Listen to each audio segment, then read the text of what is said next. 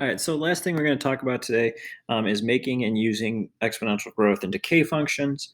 And in the last video, the person talked about this breakdown as our generic exponential growth or decay function. So we've got three main things, or four main things, I guess. We've got A, our initial amount, right? So whatever you start with. We've got B, our growth or decay rate. We've got the X there, which is important that we make sure we recall that it's in the exponent, right? So it's not just multiplied.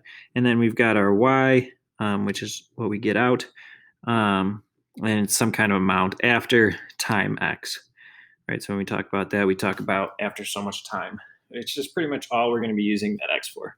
So whenever you're asked to talk about something with time, normally it's going to come back to plugging into the x. So now we're going to talk about making growth and decay functions. So first here we have example one. Our starting salary for some job we get is $41,000 a year. And based on what they told us at the interview, it's supposed to increase by 2.5% each year you're with the company. I'd say that's pretty good, or pretty common throughout a lot of jobs. So let's look through this one. So first thing you should ask yourself, is it a growth or decay? And reading through the question, increase, right? So that increase is a trigger word or a flag that should make you think growth. Growth. And that's important because we got to figure out our growth rate. So anytime you see growth or increase, you're thinking, okay, I need to make a growth rate. So to come up with our growth rate, B, we, since it's a growth, we take 1 plus this percent that it's going to increase each year. Although we got to make sure we change that percent into a decimal. So going 2.5%, changing it to a decimal, we get 0.025, right? Move it over 2 places, put it, get 0.025. So we get 1 plus 0.025, which gets us 1.025. And so whenever you know growth rate's got to be greater than 1, so in this case we are greater than 1, we're at 1.025. Then we want to go figure out what our initial was. Our initial salary up there is $41,000. So to make our equation, we get y equals 41,000 times, because it's exponential, 1.025 to the x. So that is our growth function for this example. And now we're going to use it in the second part. So we want to know what we should expect our salary if we take this job to be once we've been there for 5 years. Obviously, different things impact your salary, right? You could get a bonus, you could get promoted, you could, you never know what's going on with the economy. But so this is a good estimate to deal with these kind of things. So we're talking after 5 years. So that goes back to the time since. So if we go in here, we use our function y equals, your time should always be in your x. 41,000 times 1.025 to the fifth, since it's been 5 years now. And we go to our calculator and we calculate this. So this part here, we got to make sure we do first. Right, you got to deal with your exponents first.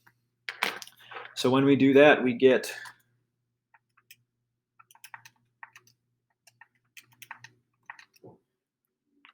approximately 1.1314 and 1.1314 times that 41,000.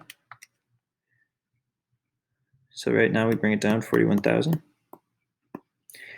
That gets us a total for our salary after 5 years of 46,387.4, and the question asks to the nearest dollar. So we just got to take off that 0.4, $46,387. So if you look back at your beginning, you get about 5,387 change over 5 years. So not that great, but I mean, you're increasing your pay each year, which is always good. So we're going to take a look at one more and get this set up. So first here, let's read our scenario. You are thinking about buying a car, which many of you might have already done, might be doing, or your parents might have done for you. So they may have thought about this before they bought your car. So we're buying a car this year, 2020. The car currently costs, brand new car, $42,500. I'm getting a pretty solid car, maybe a Jeep Wrangler. I don't exactly know how much those cost, but a nice brand new $42,500 car. And as you hopefully know, most cars, I should say, this doesn't always bode true for, but most cars decrease in value as soon as you drive them off the lot, right? And so once you drive them off the lot, they decrease a ton, and then over time they decrease by a smaller amount, like each year, based on wear and tear, based on new cars coming out, a lot of different things. And so we want to be able to kind of estimate before we go out and spend $42,000 whether it's a wise investment or not, or what we should expect it to be worth after so many years. So let's figure out how to set up our function here.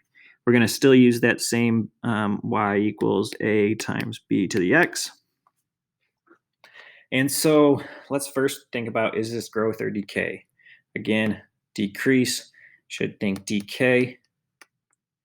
And so we got to deal with decay questions slightly different. So instead of doing 1 plus, we need to do 1 minus our rate. Our rate was 15%, so as a decimal, 0.15. And that takes us to 0.85.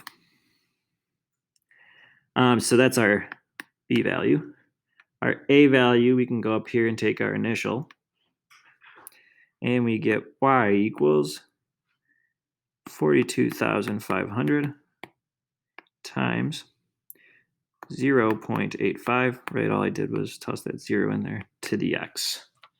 And so recognize here, right, we're less than 1, so that means we're decaying. Okay, so we say, all right, so 5 years down the line, I want to know what my car is worth, right, in 2025. Kind of crazy to think about. In 2025, I want to know what my car will be worth. So I say, okay, what should I do? Plug in 2025. So one thing to make sure you're careful of is that you don't plug in the actual year. You plug in years since. Right, so years since your initial amount. So we started up here in year 2020. Now we're in year 2025. And we want to determine what it's worth. So years since, you get 5, right? You got 5 years since 2020 when you bought it. So we go over here and say y equals 42,500 times our 0.85 to the 5th.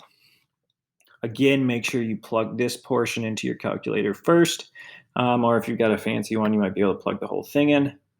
But either way, make sure that you do that first part first. If we go through and plug that in, we should get to approximately 18,857.48. And again, it says round to the nearest dollar. So if we do that, we get 18,800. What was our other one? We round 48. We rounded that to 5. 858. So your car over 5 years has decreased in value by more than what? More than $20,000. I know that might not seem like a lot, but that's a lot of money to decrease in a object.